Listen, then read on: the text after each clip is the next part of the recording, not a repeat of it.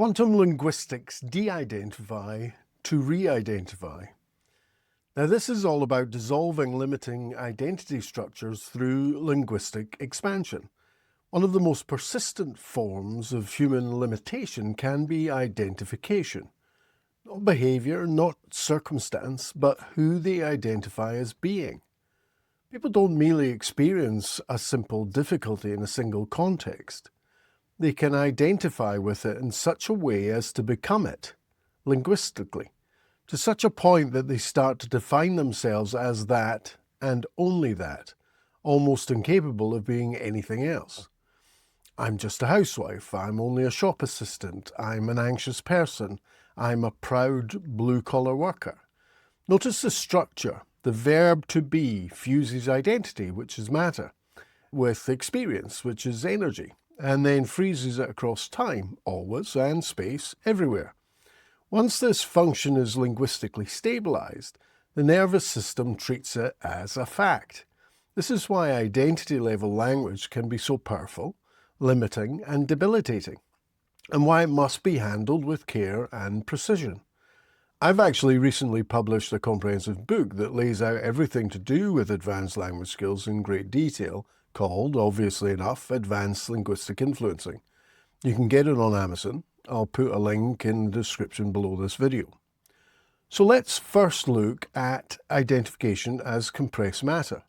From a quantum linguistics perspective, identification is a compression of matter. An entire human being with countless contexts, behaviours, potentials, contradictions, and states becomes reduced to one linguistic form. This is deductive compression at its most rigid. When somebody says, I am X, they're performing three operations simultaneously.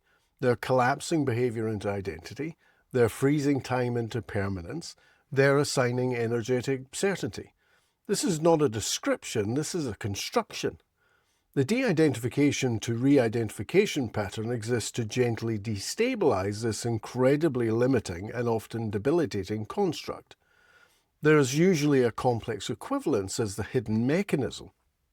Most limiting identities are in some way or another embedded inside a complex equivalence. Because I am X, that means I'm Y. Because I feel X, that means I'm Y. Because I did X, that means I'm Y. Complex equivalence fuses meaning with identity so tightly that the person cannot see the structure holding it together. Your job as a coach, therapist, or influencer is not to argue with it or push against it. Your job is to be interested in understanding it and expanding it until it loses its coherence. Here are the steps to the de-identification to re-identification intervention. Step 1. Elicit the identification in its complex equivalent form. Simply listen for the verb to be, the word means, any and all types of implicit identity statements, I am. You're not looking for content, you're looking for structure. Step 2. Pace and feedback. So you think that you are just whatever their identification is. This step stabilizes rapport and confirms the linguistic frame. It's not confrontational, it's recognition, association, and calibration. Step 3. Expand the boundary. Is that all that you think you are? This is the first inductive expansion. Notice what happens neurologically through what you see physiologically. There will be a micropause and some sort of physiological shift. Eye movements, blinking, colour shift, or subtle changes in their breathing. This is where the identity has been questioned without it being perceived as an attack, which would possibly require defending. Step 4. Expand it further. Aren't you more than just that? This question introduces presupposed expansion. It does sound like a question, but you're not just asking if they are more, you're presupposing that they are indeed more. The unconscious mind must, by necessity, search for an answer that fits with the subliminal evidence that supports it. Agreement here is usually immediate. You'll get a yes in agreement and acknowledgement. Step 5. Elicit a new stabilising identifier. So what else are you that's not just the previous identification? Now, you're asking for a word here. We do require a verbal answer. This is so that their unconscious mind hears themselves saying it, because expansion without stabilisation can risk creating dissociation. We must have them acknowledge the contradiction out loud so as to replace the compressed matter with the new expanded matter. When they say, well, I'm a mother, I'm an artist, I'm a friend, I'm resilient, whatever new identity they acknowledge, you have already broken the original limited identity. The internal identity structure will begin to reorganize. Step 6, repeat the expansion and go beyond this new identity. And beyond, whatever the new identity is that all you are? How much more are you even than that? Now we introduce recursive expansion. This prevents the new identity from becoming another rigid compression. We're also compounding acceptance of this new identity by positively stimulating an internal association with the last stated identity, thus gaining unconscious acceptance for both. Because I am this, that means I am also this. We're training flexibility and a more honest awareness. Step 7, anchor it into their reality strategy. How do you know you're this new second identity? This is not a challenge. It's a neurological installation driven by acknowledging the evidence.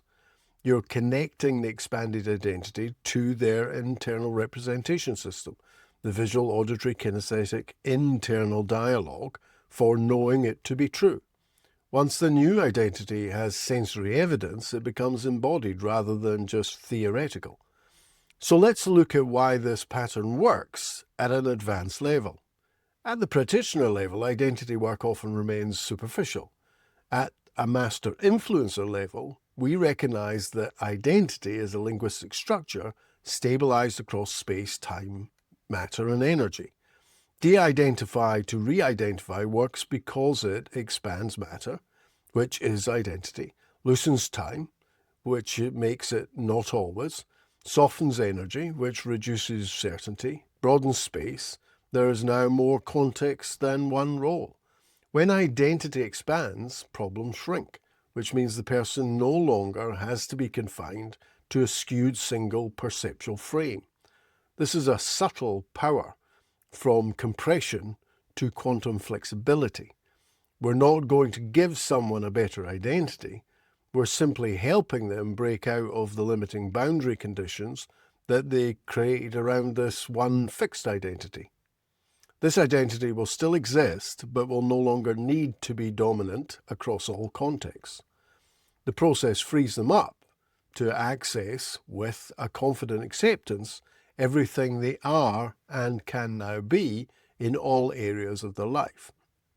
A flexible thought leader trained in linguistic influencing understands that a rigid identity creates rigid outcomes.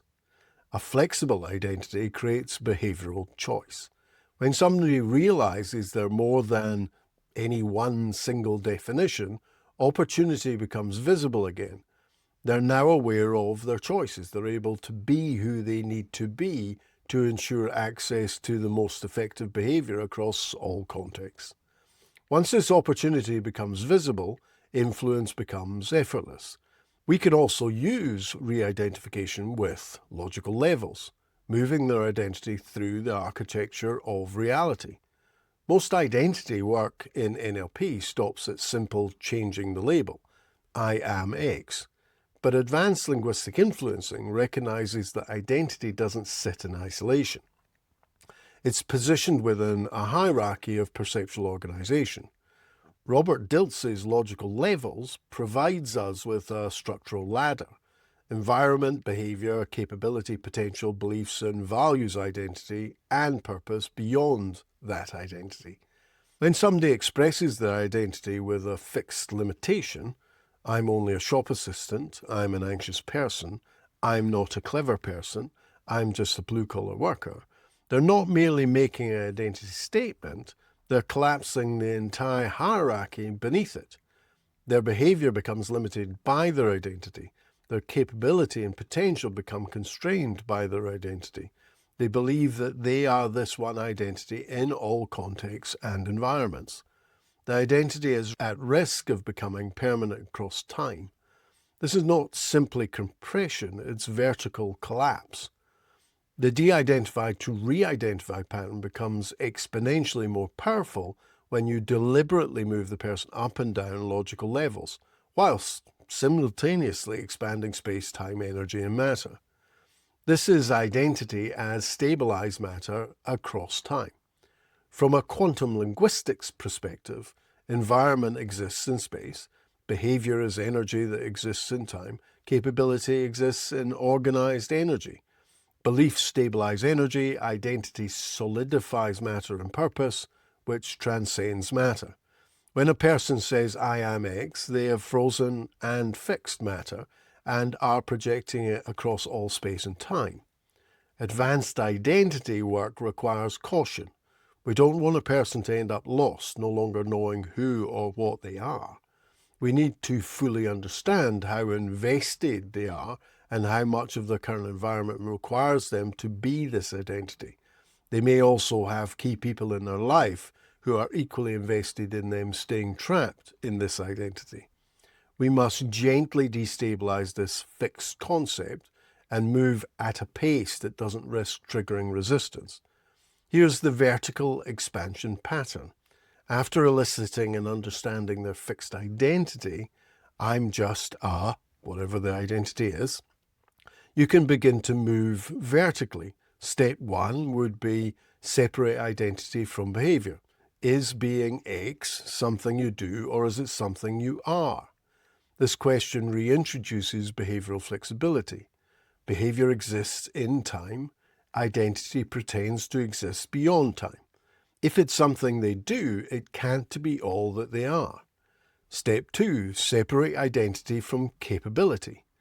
Does being X describe your ability in one area or your entire capacity in all areas as a being? Capability is organized energy. Once the client recognizes that capability fluctuates across context, the identity will begin to destabilize. Step 3, expand environment. Are you X everywhere or only in specific environments? Now we are looking to widen space. The moment they admit it only occurs in certain contexts, the universal quantifier collapses. Identity shrinks back into the environment because the environment can be and is ever-changing. Step 4, loosen time. Have you always been X, or was there a time before that? Time expansion introduces movement. If there was a before, then there can easily be an after. This will cause the perceived permanence to dissolve. Step 5, move up to purpose. And beyond all of that, who are you now becoming? Purpose sits beyond identity. When someone begins orientating toward becoming rather than being, identity shifts from fixed matter to evolving process. This is where quantum linguistics becomes transformational rather than just corrective. Most practitioners attempt to merely replace one identity with another. Often this other identity can be made up or aspirational. The identity must come from the client, and they must have a strong association with it, knowing that it can and does work for them. I'm no longer anxious because I'm confident. This is a horizontal substitution, not a vertical evolution. It still operates at the identity level. It still requires the matter to be fixed and to be set in stone. The advanced influencer instead creates vertical fluidity, where an identity becomes contextual, behaviour becomes adjustable, capability becomes developable, beliefs become examinable, and purpose becomes expansive. The person is no longer relying on or defending the label. They're now capable of navigating in a fluid and flexible way up, down, and around a far more expansive hierarchy. This is the hallmark of mastery. A global leader in linguistic influencing understands that no identity is ever truly fixed matter. It's organized language operating across levels of abstraction. When you can hear which level a client is speaking from and then deliberately guide them vertically while adjusting space, time, matter, and energy, you're no longer just using NLP patterns, you're engineering perception. And perception is reality.